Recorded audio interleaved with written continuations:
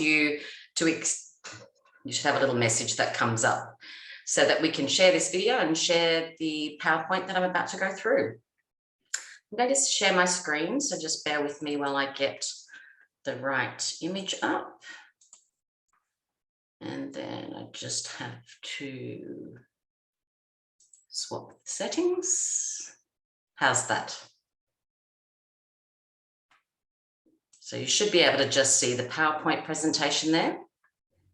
Perfect.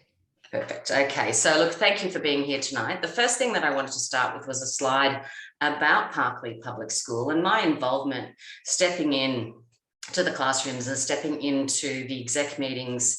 It is a fabulous school, and I just wanted to start with saying that your children are in absolute expert hands. The organisation, the thought, the care, the professional learning, everything that happens within the school gates is absolutely astounding. And I see schools all around Australia, and there's lots of people that I'd love to showcase what happens at Parklea, because what they do in terms of what your students, what your children needs is second to none. And I just wanted to start with saying that it's an impressive school, and they're certainly doing a lot of things that are going to just make sure that your children are the very best version of who they are as young people. The next thing I did want to start with was, despite having 27 years of experience in education across New South Wales, 11 of those years I was a principal of a couple of schools in Sydney. I have successfully grown to adult humans who sometimes I say are actually even easier to keep alive than plants, because at least they tell you when they're hungry and thirsty. So they've, gone through their schooling with me, but I just wanted to state that parenting is one of the most privileged jobs in the world. It's the most beautiful job and the most challenging job. And, as educators, often a lot of us are parents, and we do understand the challenges that raising young people in a contemporary society is actually quite difficult. So putting that out there, that, once you think you've got it understood, they change the goalposts and you have to think about it all again. So what we're doing in terms of working in partnership with Parklea Public School is developing a culture where young people can actually enter into resolving their own conflicts. And alongside that, we encourage young people to develop healthy relationships so that we don't have to be there all the time and we don't have to intervene all the time. And it means that the school culture starts with the way we speak to students, the way we speak to each other, the sort of language we use when we talk about conflict. We teach children how to read and write, and if they can't read, they don't necessarily get into trouble because they can't read. We help them and we scaffold that learning for them. So behaviour is no different, and relationships is no different. And our school culture will build, a basis where students can develop positive relationships and actually talk about how they feel when things go wrong and how they'd like to see things, be repaired when they actually are feeling hurt, they're feeling upset, they're feeling frustrated. And one of the things I certainly noticed yesterday in the classrooms, I can tell that the teachers at Parklea have been working on that emotional vocabulary, because the students were able to use a diverse range of words to describe how they felt around a broad variety of topics. And it just gives them that ability to say, I'm frustrated when you push me, or I'm upset when you call me that name, and actually start having conversations around relationships and around behaviour. So school culture is really important. You can walk into a beautiful new building with, fabulous posters and signage, but it's the people inside the walls that actually make the biggest impact. And so we start with the teachers, and they've been doing an amazing job in terms of building emotional literacy and emotional language with your children. I'd like to start with the brain. The brain is a fabulous organ that we know a little bit about, but the research is constantly growing and moving. There are 4 areas that are, interesting, but there are 2 I'd like to focus on.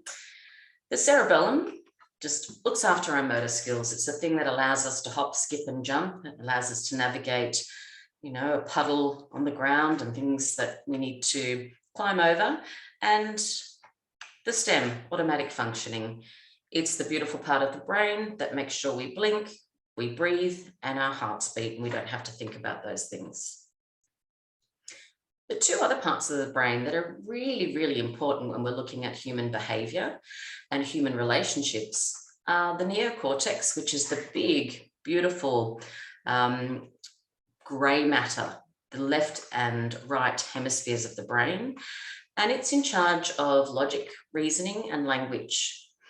And when we're in a neocortex state, when we're calm, we're able to think about the language we need to use. We're logical.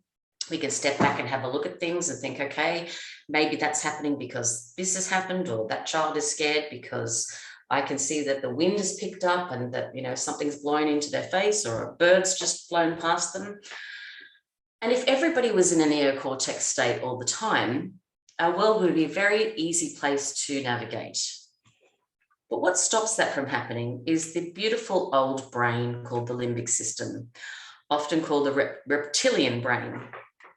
It's in charge of emotions. It's in charge of the hypothalamus, the hippocampus. It regulates hormones, and it basically dictates when we're afraid, the fight, flight, or fright response.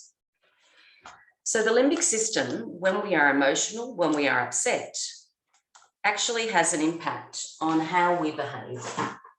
If we see a snake, sorry, I'm just about to click over, I've got a bit of a problem with the headphones.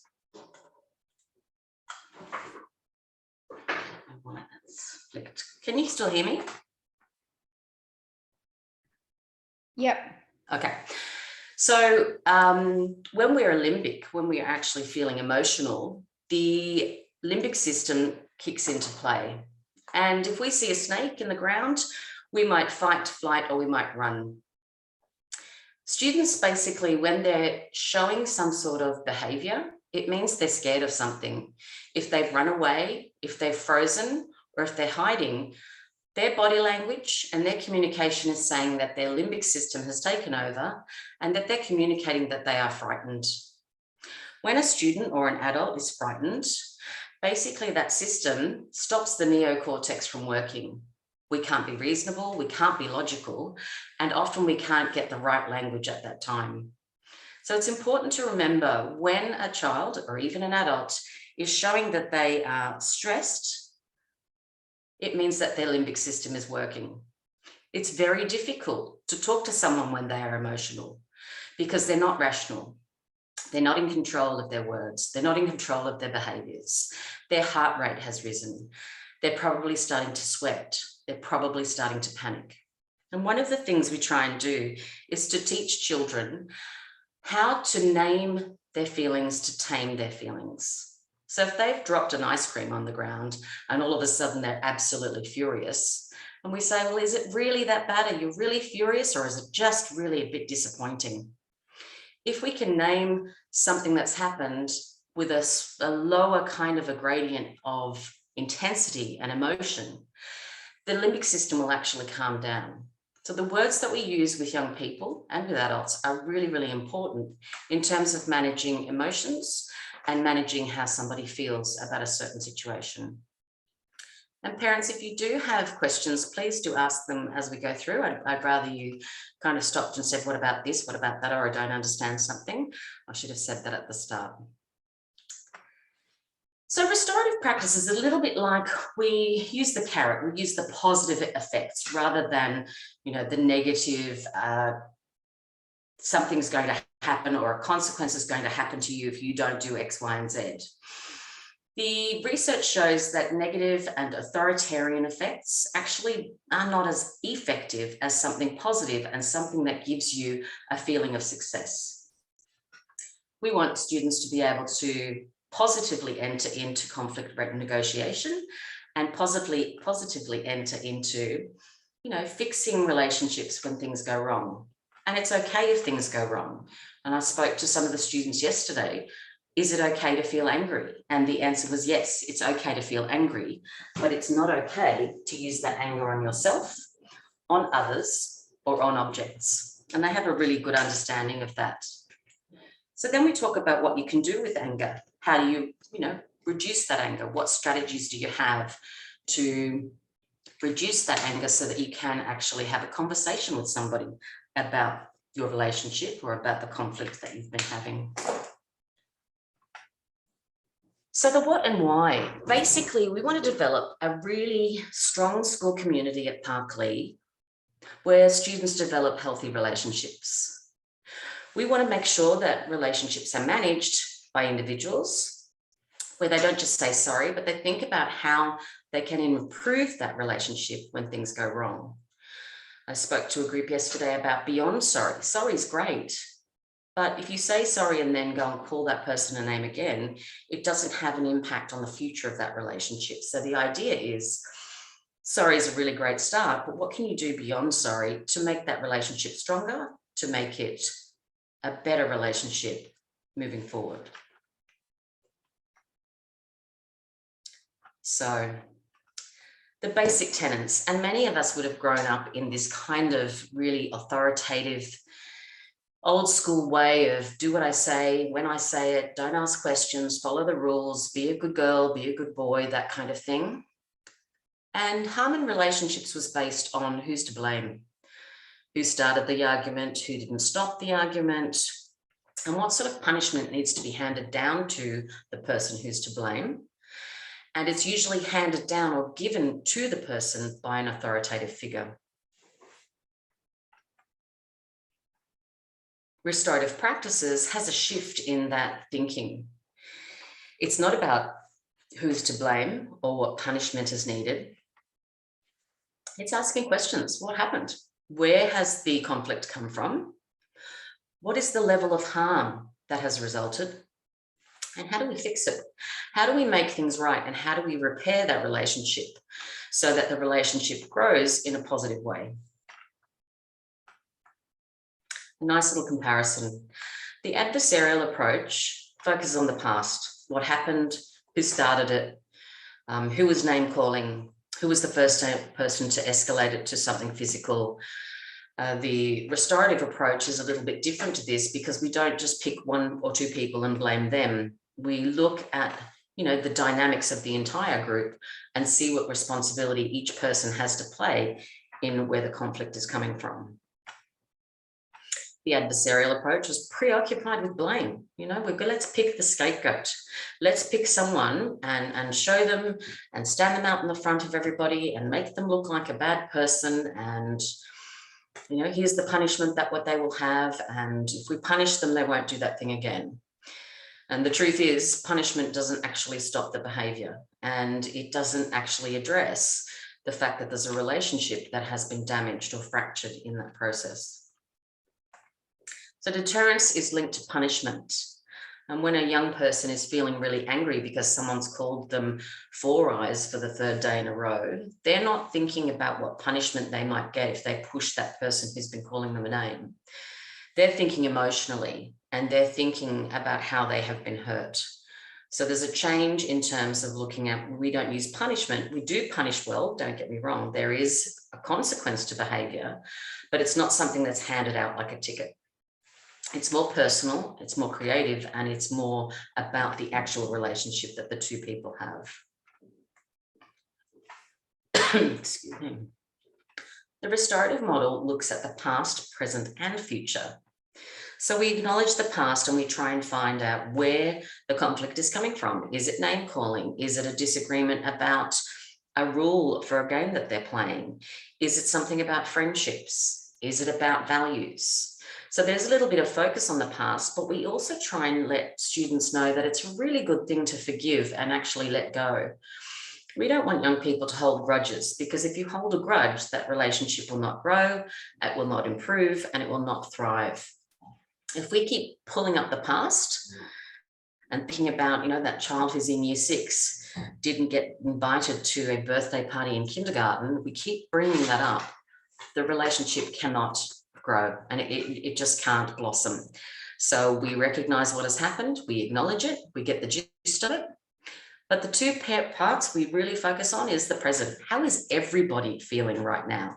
So that's the present, the person who has harmed and the person who has done the harming.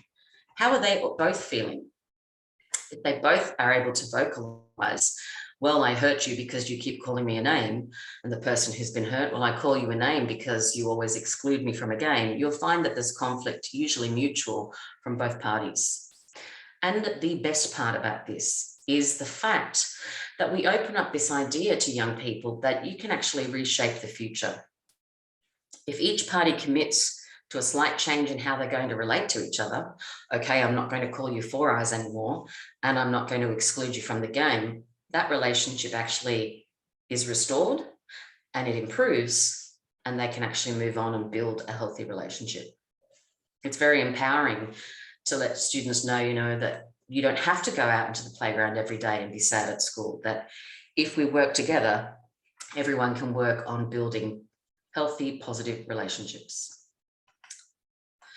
So the emphasis is not about the blame, it's about the result of harm. So often when there is conflict, mutual conflict, each party is often harming the other in some way, shape or form. And we bring that to the surface, talk about it and try and change it. And the most important part is the deterrence is linked to the relationship and personal accountability. So if you've got two siblings and they're fighting, it's about their relationship as siblings. One child is calling someone else, you can't do maths, you're dumb, you're stupid. And that child says, I don't like it when you say that to me because I think I can do maths. Well, you never tell me that I'm good at English. We can see these interactions working backwards and forwards, but if we can get them to talk about what's actually going on in the relationship dynamic, and if they can both work towards a change in that, then there's personal accountability, that their actions actually have an impact on others. So with the school, we actually go through this continuum. We start at the informal end, which is the effective statement. I've gone through the large group there that you can see 4 little bubbles along is what I demonstrated in classrooms yesterday, a whole range of different circles where we can talk about relationship dynamics. We can talk about feelings. We can use learning circles, restoration circles, preparation circles. It's quite a broad and deep resource that we can use in classrooms. But I did want to talk about effective statements with you tonight. And for example, there's a very slight difference. I can say to my child, go to bed. So if I say to my child, there's nothing wrong with that. It's respectful. It's a quick, direct instruction, and it might be 8 o'clock and you're like, your bedtime is 8 o'clock, go to bed.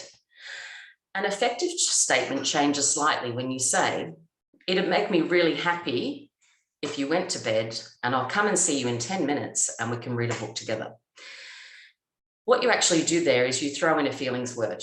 You show that by them going to bed, it will, it'll be a great thing because they're going to bed on time. And there may be a reward of reading a book together because that has happened. It could be something as simple as eat your broccoli. And the change in terms of making that an effective statement is, it would be fabulous if you ate your broccoli because I know that your brain will grow and develop. So if a child actually then does have a little bit of broccoli, then you can say, it really makes me happy that you're eating your broccoli and looking after your body. There's just a slight putting in a feelings word so that your child understands how their actions have an impact on you and how their, actions have an impact on them as well, in terms of why you want them to eat broccoli and why you want them to go to bed at a certain time. So operating domains, if we think about people that we really admire, they're usually high firm and high fair. You think about your sporting coaches, teachers that you've had, maybe a parent, just a trusted adult that you really know has had an impact, a bit of a mentor for you. We talk about the 2 box, which is high firm and low fair.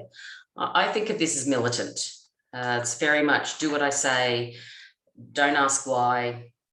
You need to do this by this time. It's 6 o'clock. You should already have this done. That really demanding kind of militant, drop and give me 50 push-ups kind of thing. So it's high firm, but it's also low fair. So it doesn't give the relationship a chance to have some sort of mutual backwards and forwards. The low firm and low fair is the not box. And I'm sure we all know some parents that, might be a little bit relaxed with their parenting, that, you know, their child, okay, it's great that a child's climbing a tree. If the parent's watching, that's fantastic. But this is kind of the parenting where the parent doesn't actually know where the child is, but they know they're out in a paddock somewhere climbing some tree, probably without shoes on. So it's that really low firm, really low fare model. The high fare and low firm is the 4 box. And I often talk about this as where we jump in as parents and we try to stop our children from feeling things. We try and stop them from feeling maybe a sense of disappointment because, you know, we love our children, we want to protect them, we don't want them to feel sad. But sometimes, for example, if a child doesn't get into a choir and the child comes home and says, well, I didn't get into choir, I didn't get into the basketball team or whatever it might be, there is an instinct for a parent to go up and say to the school, my child, you know, should be in the basketball team or they should be in the choir. And often we will do that as a parent because we don't want them to feel that disappointment. What we do though, if a child does feel disappointment, for example, by not achieving something, sometimes it's that very feeling of disappointment that drives them to practice more, that drives them to actually learn the skills to actually achieve that thing the next time. If we don't teach our children, for example, how to pack their school bag, if we pack their bag at home, we put in their hat, we put in their drink bottle, we make sure their reader's in there, we make sure their lunch is in there, and we zip it up for them and it's all ready for them to go. If we do too much for our children, when they're at school and it's the end of the day, you're not there to actually pack their bag for them. So we actually do a little bit of disservice if we do too much for them. I remember when COVID first, you know, came on in 2020, and like kindergarten children actually had to stop at the gate and take their own bag and walk into school. And they can do those things if we let them and give them the opportunities to show their independence, their ability to organize themselves, their ability to take on tasks. And look, sometimes I know we do things for our children because it's faster. And waiting for a child to, you know, pack their bag might take 15 minutes, but you can do it in 2 minutes. Sometimes that's through necessity and because you're late for something. So we get that. The idea of this window, though, is that we'd like to mostly be in the with box. So high firm, high fare. It's relational. It's about mutual respect. It's about a little bit of negotiation. So back to the broccoli. I'm so proud of you that you took a bite of that broccoli. I know you didn't eat it all, but do you think tomorrow night you can take 2 bites? And just imagine how good your brain is going to be when that happens. It's just that it's about relationships and it's about that middle ground where we're a little bit firm, but we're certainly very fair as well. So if you were to be asked if you'd like a fair process or a fair outcome, it's usually a bit split when I ask an audience this. Most people, you know, they kind of teeter in between both. I can tell you that the Harvard Review says if there is a fair process, most people who've been through the process, if they understand it, win or lose, they'll accept the outcome. We have a fair process with restorative practice, and it's basically past, present, future. What's happened in the past, which could be 5 minutes ago, what's happening in the present, so that's how is everybody feeling, and how can we change the future so that this doesn't happen again. So if we go back, if you've got 2 siblings and they've had an argument, one sibling has gone into the other sibling's bedroom and has played with their favorite toys without asking, and there's a bit of an argument and there's a bit of pushing and shoving. So if we spoke to both of them past, what has happened? Well, Sam went into my bedroom, Mum, and he touched my favorite toys without asking. Okay, Sam, how are you feeling about that? Well, she never lets me play with her toys, so it annoys me when Kate doesn't let me play with her favorite toys, so I have to do it when she's not looking. How are you both feeling at the moment? Sam's annoyed because they're in trouble or they got pushed because they played with the toys, and the other sibling's annoyed because they touched the toys. So then there's a negotiation space for the future. What can we do in the future? Maybe one sibling will give in and say, okay, you can have some time with me where we play with the toys together. It has to come from the children. They need to think of a solution that will work for both parties. And it's that simple. What's happened? How do you both feel? How do all of you feel? And what's going to happen next time? Is there a way that we can negotiate something where everybody wins? If we get the process right and we ensure that our children can actually negotiate and learn to, step into healthy conflict resolutions, we don't have to be the referee. We don't have to be the judge. And we set our children up to be adults who can actually enter into healthy relationships in the future. So fabulous that it's starting when they're in kindergarten and continuing all the way through into year 6. So this is the FAIR process, very simple. Past, what has happened? Quick, 5 minutes, what's the gist? Where is the conflict coming from? How is everybody feeling right now, right at this minute? And is there something we can do in the future to change that so that you don't feel like that again? And the idea is when we talk about how you feel today and right now, it's about developing empathy. Adults who have empathy understand how other people feel when they act in a certain way around their friends, around their siblings, around their parents, in their workplace. If students can develop empathy, they can have an understanding, okay, last time I pushed my sister felt bad, but I also had that feeling of discomfort in my stomach because I didn't like that I hurt my sister. That little tiny bit of discomfort develops empathy because there's 2 things that happen. Next time there's a bit of an argument and siblings are about, there's a bit of conflict rising. The person who's pushed before kind of says, well, last time I pushed my sister, I felt discomfort in my stomach. I felt uncomfortable. I don't want to feel that way again. And I also don't want to hurt my sister again. So what we get is this little pause and just a little thought that they might actually not do that again. And they might walk away. They might take some deep breaths. They might, tell the person that they're feeling frustrated instead of going straight to a push or name calling or something of the like. Any questions to this point?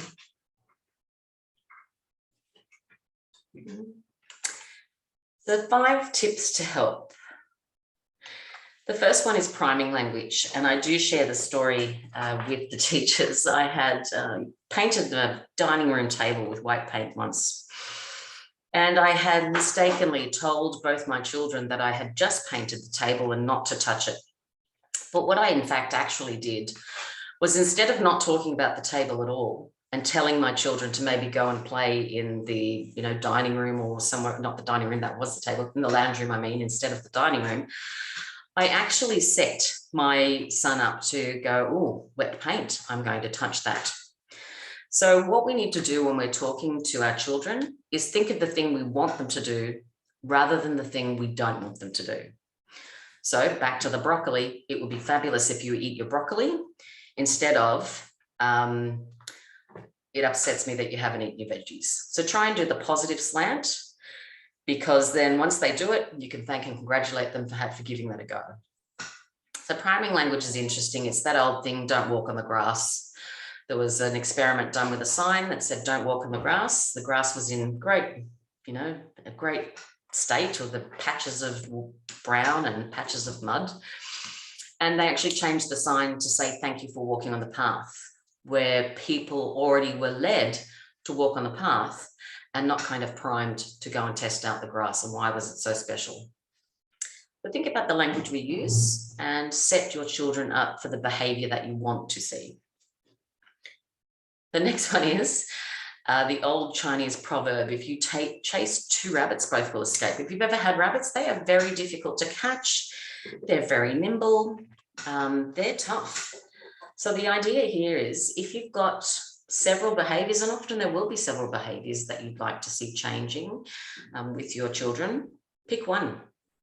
Pick the one that is the most, that causes the most stress. Pick the one that causes the most interruption to routines. Pick the one that is the most, challenging in terms of setting up healthy relationships within your home. So for example, if it's a child that screams every time they don't get their way, Now, the best way is to actually, they're limbic. If a child is screaming, it means they're really, really upset about something, is to take the audience away from them. So move away from them when they've stopped screaming. Then you come back and say, you seem calm now. I think we could talk about what's troubling you. I can see that you're upset. One behavior at a time. It's just like us as adults. We laugh about New Year's resolutions. We might put 10 things down on January the 1st and maybe might be successful for a couple of days. Some of you might be successful with 1 or 2 things for a couple of weeks or a month. But if we picked one resolution, even as adults, we would be more successful. So we really try and focus on one thing, and the most important thing that will make a big difference in your lives or your child's life. This one, when things are tough, start as simple as you can. And I go back to the bag packing because I actually did this with my child, one of my boys, just really disorganized. And basically, pack your bag, where's all your stuff, where's your hat, where's your drink bottle? You can imagine in the morning trying to get children out and working full time as a teacher, as many of you do, trying to get things organized. It's low trust because where's your bag, where's your drink bottle, why haven't you got your book out? High conflict because there's a time factor in that. It's a little bit of coaching. So what we want to do is develop traits. We want to be able to say, do you have your bag packed? Are you ready to go? But we do this by starting with the bottom one, which is content behaviors. So really small, I would actually start and say, put my hand up and I'd show my 4 fingers and my thumb. And I'd say, you need to get your hat, your drink bottle, your lunchbox, your reader, and your jacket. And then I'd get my child to repeat that back to me. He would go and get those 5 things, or maybe just 3 of the things. And I'd say, I'm really proud of you. You've got your hat, your drink bottle, and your lunchbox. There are 2 more things. Can you remember what they are? I might need to help them. Then the content behavior would be, can you tell me? You tell me back, hold your hand up, show me your 5. What are the 5 things that you need to pack in your bag? And then you start to gradually release that dependence on you, and they can start to tell you the things that they need. Again, they might need reminders, but eventually, gradual release again. Can you pack your bag by yourself today? Yes, I think I can do it. Do you need me to remind you the 5 things? No, I can do it by myself. So it's about starting really small, and starting really, really small with enough time, not 2 minutes when you're trying to get out the door, but maybe 20 minutes before you get out the door. And eventually your children will learn traits and habits, and they won't need you to do so much for them.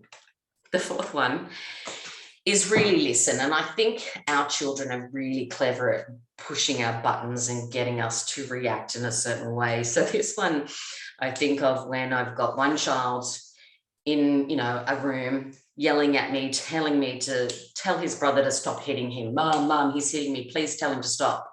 And of course, I'm busy in the kitchen making dinner and trying to get the afternoon organized. And I immediately yell out, Eric, stop hitting your brother.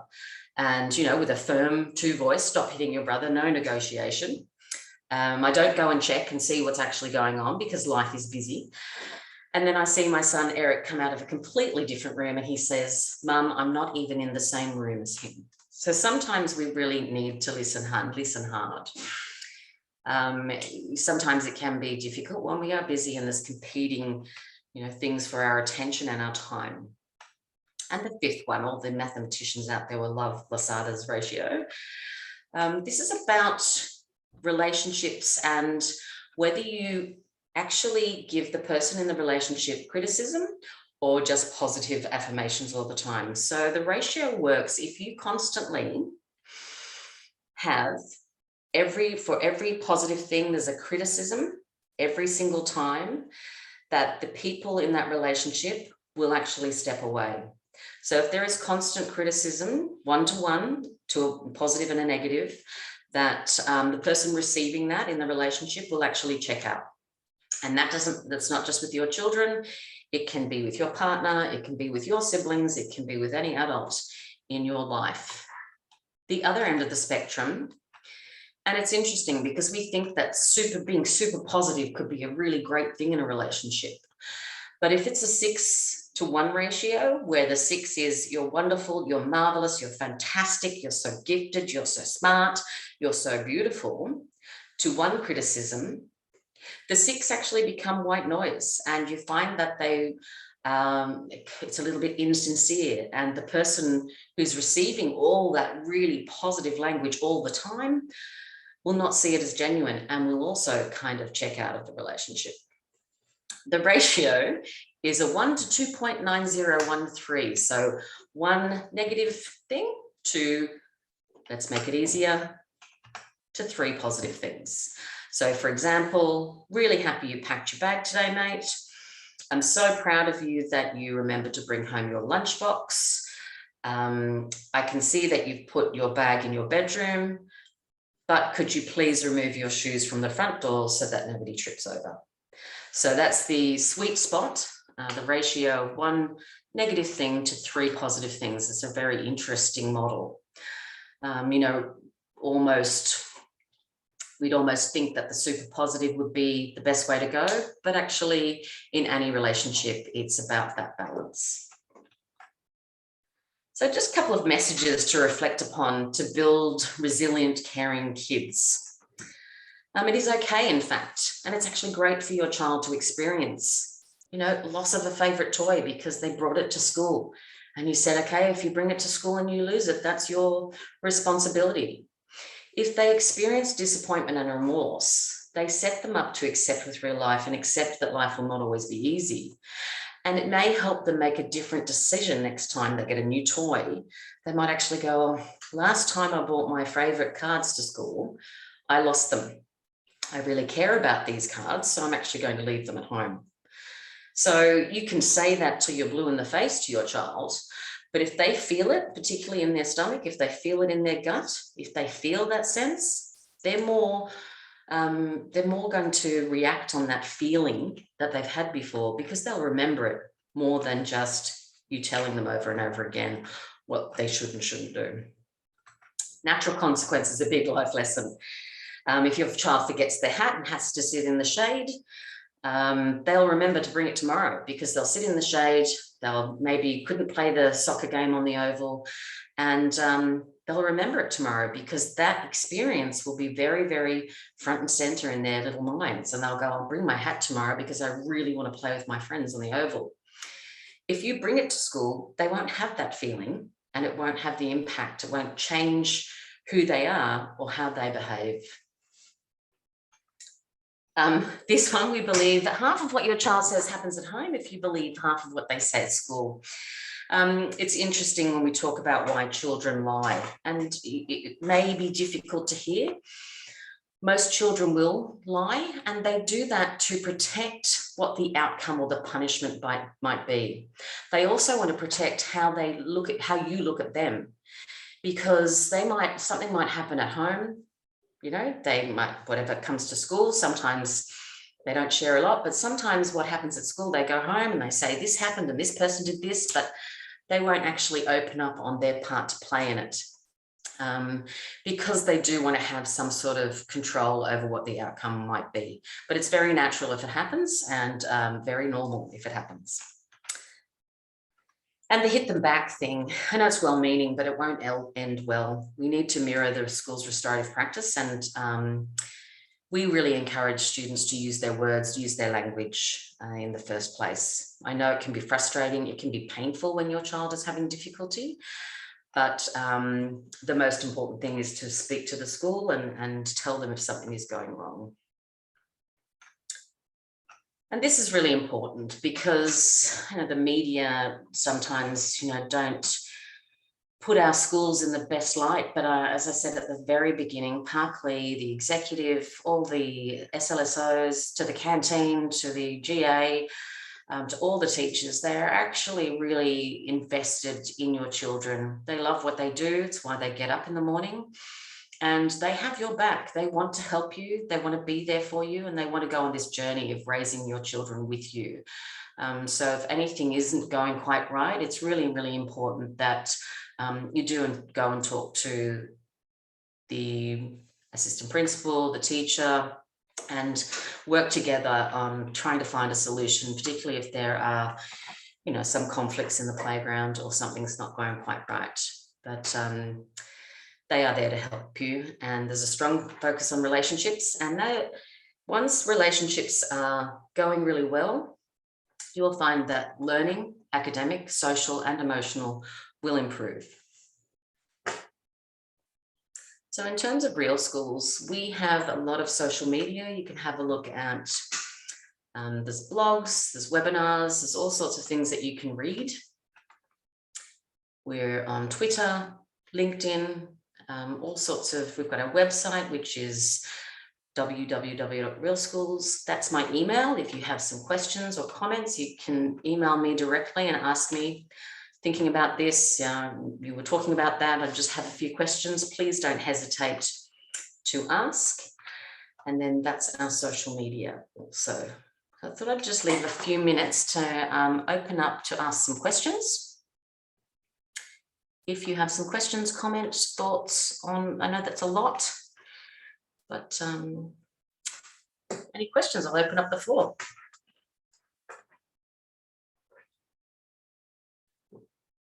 You can turn your cameras and audio back on.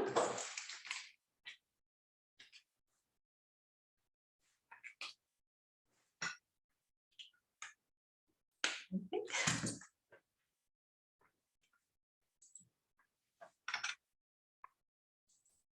If you are more comfortable, you can put it in the chat.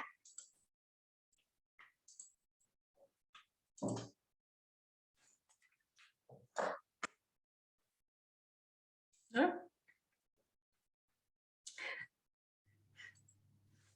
I might stop the recording now, but if you